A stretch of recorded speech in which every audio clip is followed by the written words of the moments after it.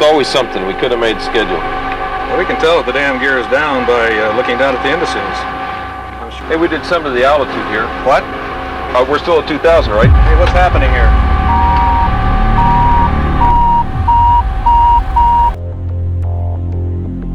In April 1972, Eastern Airlines received such an aircraft, the cutting-edge L-1011 TriStar from Lockheed. This revolutionary tri-jet was designed to outperform its competitors. But what happens when the very technology meant to ensure safety becomes a deadly challenge?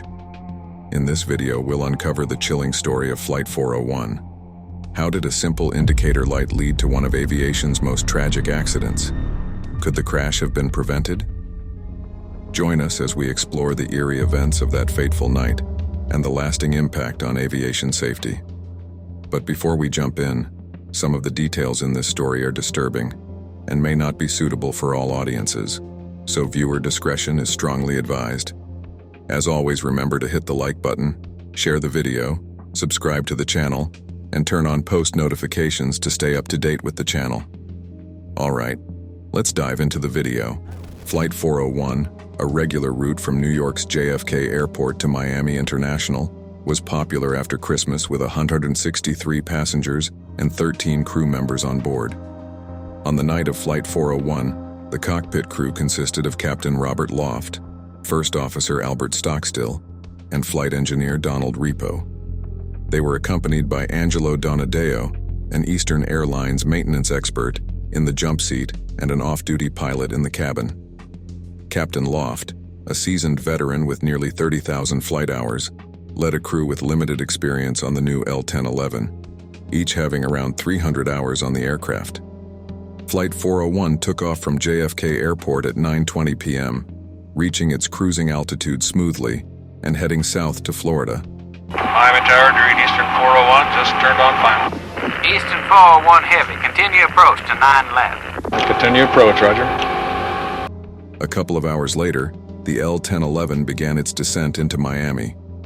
First Officer Stockstill was at the controls, while Captain Loft managed the approach and landing procedures. The weather was clear, and the runway was visible, making a safe landing seem certain. However, when Captain Loft attempted to lower the landing gear, the indicator light for the nose gear did not illuminate. He raised and lowered the gear again, but the light still failed. The crew decided to circle and troubleshoot the issue without confirmation that the nose gear was locked. Landing without the nose gear light indicating it was locked could spell disaster. The crew had to circle the airport until the light came on, or they could visually confirm the gear's position. Captain Loft radioed the tower, explaining their need to circle due to the nose gear issue. 401, we're right over the airport here and climbing to 2,000 feet. In fact, we've just reached 2,000 feet, and we've got to get the green light on our nose gear. Eastern 401, roger, turn left heading 360, maintain 2000, vectors to 9 left final. Left to 360. I think it's above the red one. Yeah, I can't get it from here. I can't make it pull out either. We got pressure? Yes, sir, all systems. The controller directed them to climb to 2,000 feet and switch to approach control, positioning Flight 401 in a holding pattern west of the airport, safely away from other incoming flights. As the L-1011 ascended to 2,000 feet, Captain Loft instructed it to keep the landing gear down. Flight Engineer Don Repo suggested testing the cockpit lights to check for a burnt-out bulb. Conducting the Christmas tree test, they saw all lights illuminate except for the nose gear light. They tried various methods to secure the light, but it remained unresponsive. Tension was built as they worked to resolve the issue. The aircraft circled, awaiting a solution.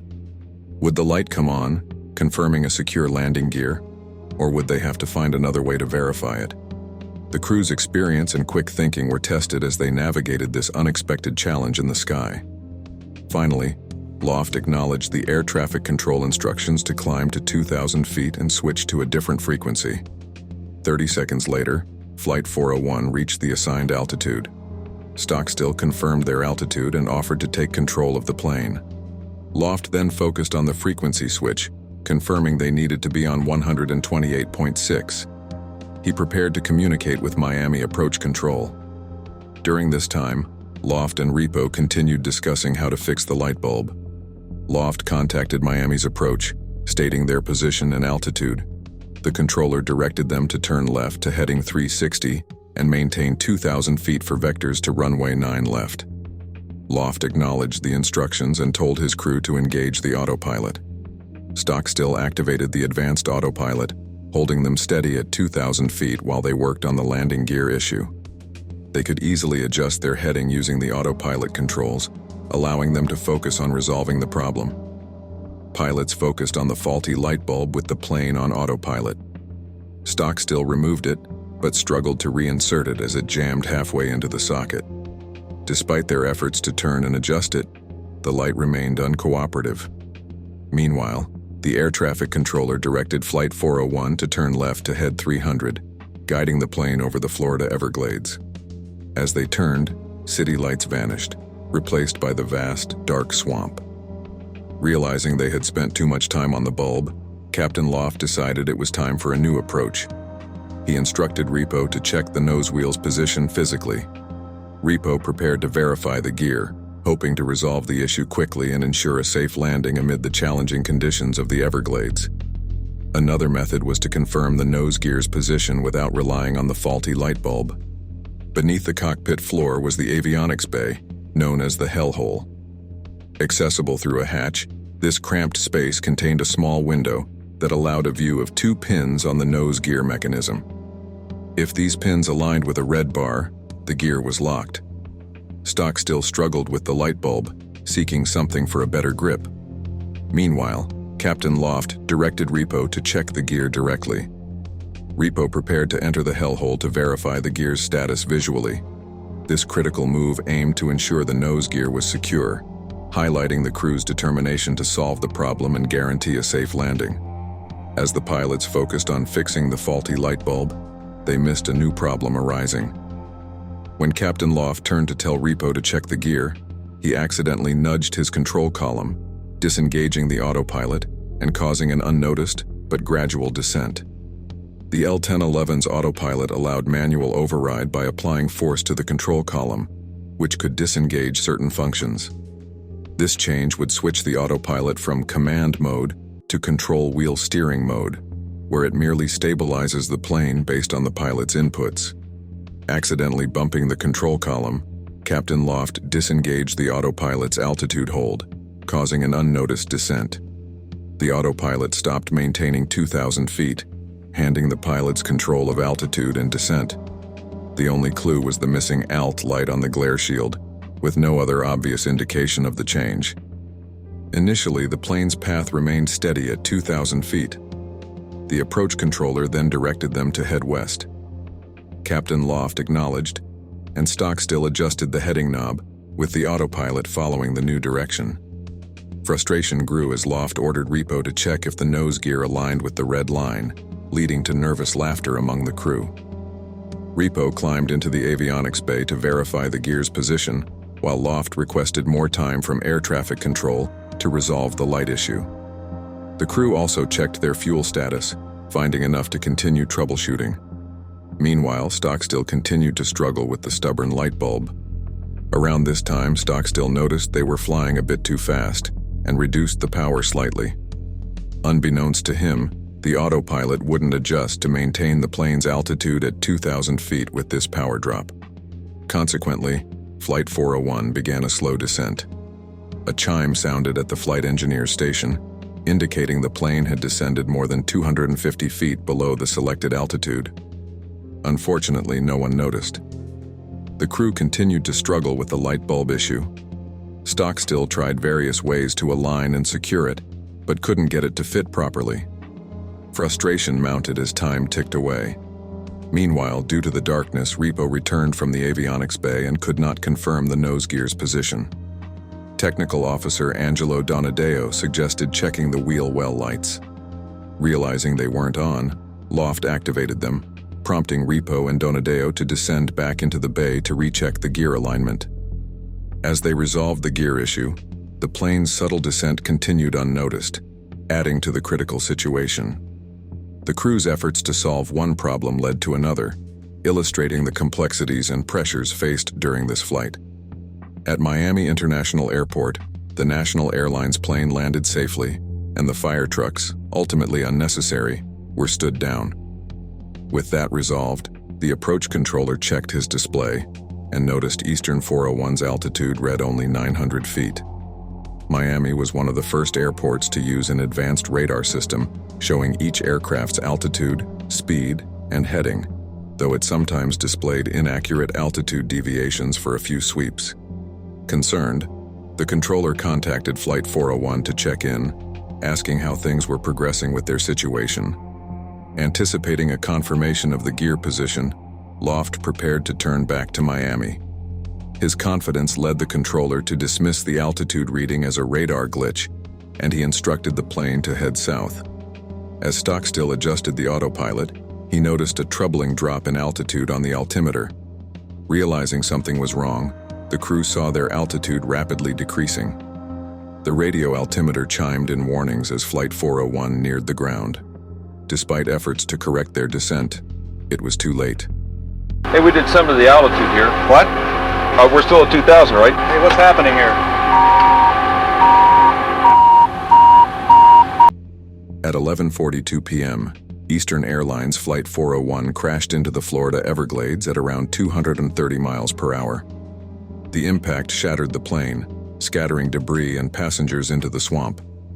Fuel spilled, igniting flames and creating a chaotic scene of destruction. The wreckage, spread over several hundred feet, left a dark and tragic aftermath. The controller noticed Flight 401's transponder signal in the tower had disappeared. He attempted to contact the flight multiple times but received no response. Another pilot, flying nearby, reported seeing a large explosion to the west, confirming the worst fears. In the Everglades, survivors of Flight 401 found themselves in a chaotic and surreal landscape. The crash had scattered passengers widely. Some were thrown up to 100 meters away, and many fatally injured. Others remained strapped to their seats, still attached to the cabin floor but exposed to the elements. Survivors faced a range of injuries, from minor to fatal. The position of their seats played a crucial role in their fate.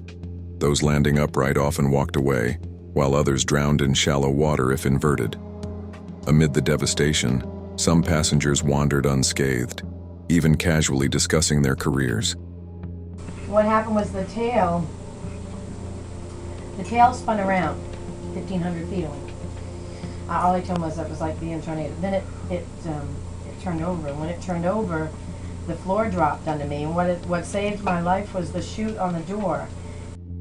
The first to realize the fate of Flight 401 wasn't air traffic controllers, airboat pilot Robert "Bud" Markey, and his hunting partner Ray Dickinson.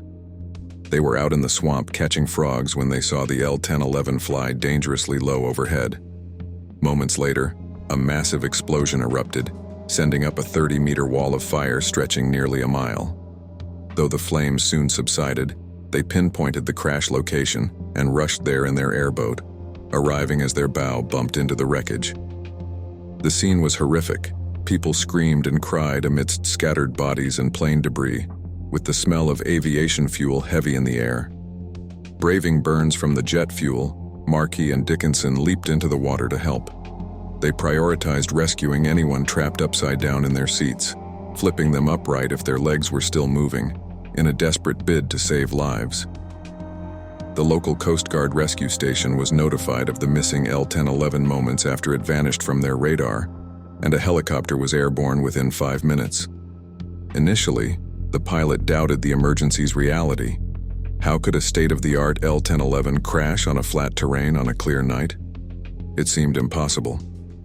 Bud Markey noticed the helicopter searching in the wrong area at the crash site.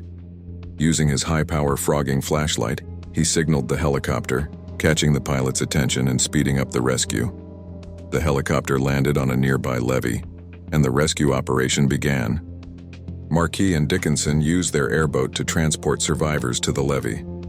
At the same time, rescuers from the helicopter entered the chaotic crash scene.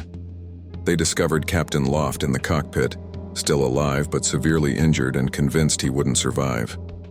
Despite reassurances, Loft succumbed to his injuries shortly after, joining First Officer Stockstill, who had already passed away.